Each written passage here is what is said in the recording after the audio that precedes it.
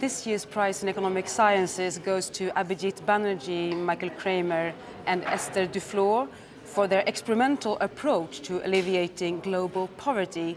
Jakob Svensson, expert from the committee, please explain to our viewers, maybe not all of them have followed the press conference, explain quite generally, what is this prize about?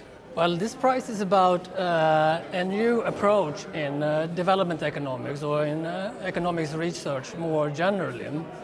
And it's an approach that helps us better identify ways or policies that we can use to reduce global poverty.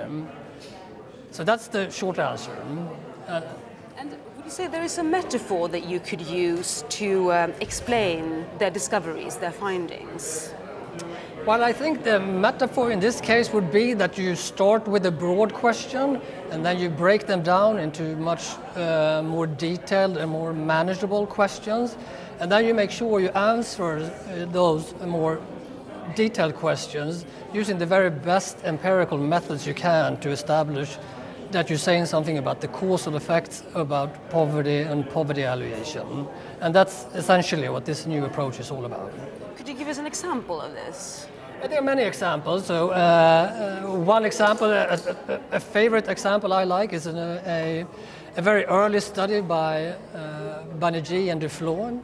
It was a study that was aimed at trying to change the way teachers were teaching to better match it to the students' needs. And students usually in this scenario came to school with very poor backgrounds.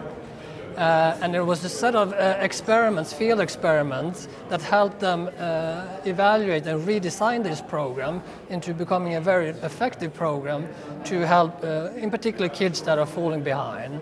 And now this program is used in many parts of the world, both in India and in Africa. And the last time I checked, I think the estimate was that it's reaching more than 60 million children. How would you say these findings can affect our lives?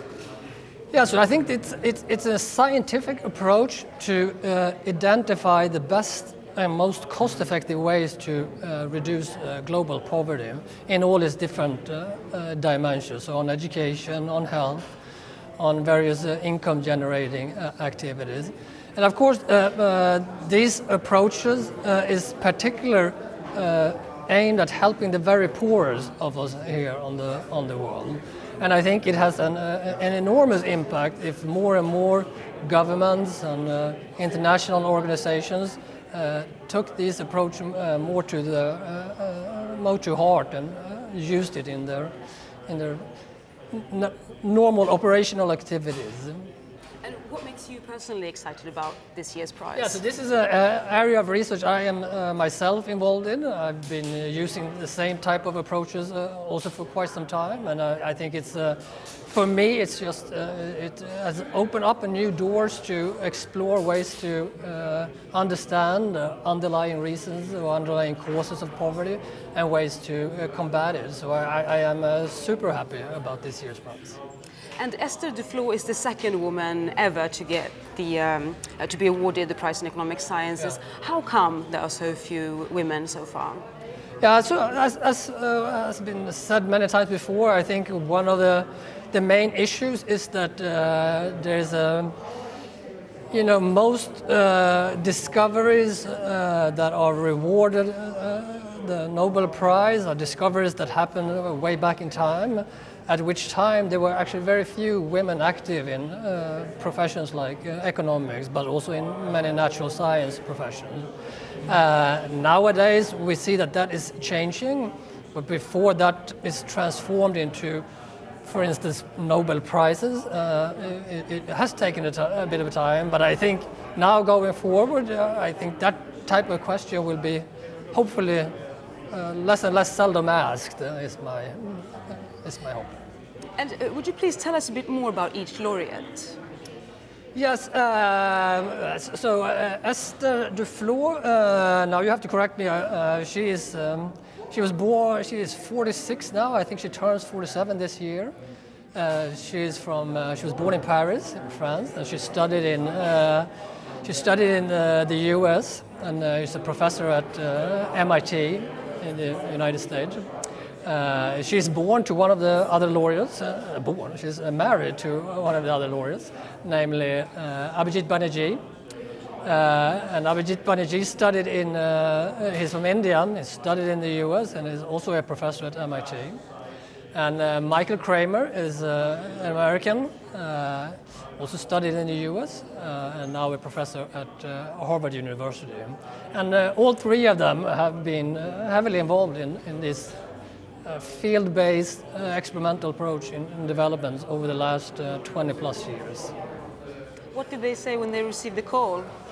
So we called, I don't think we ever managed to reach Michael Kramer, but we woke up Esther.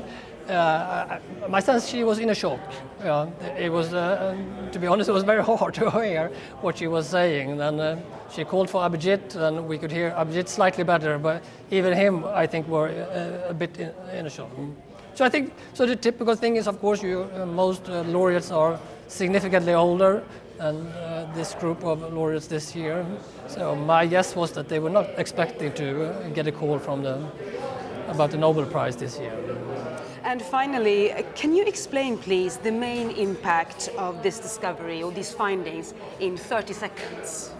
Yeah, the main impact is that it's already now giving a set of recommendations in different areas. So when it comes to improving education, and in particular how you get more kids to learn better in schools, or when it comes to getting families in low-income countries access to preventive methods. Already now we know of a set of interventions or policies that can make an impact. Then it's in essence up to policymakers and others to make sure we use these insights and knowledge to make a difference. Thank you very much. Thank you very much.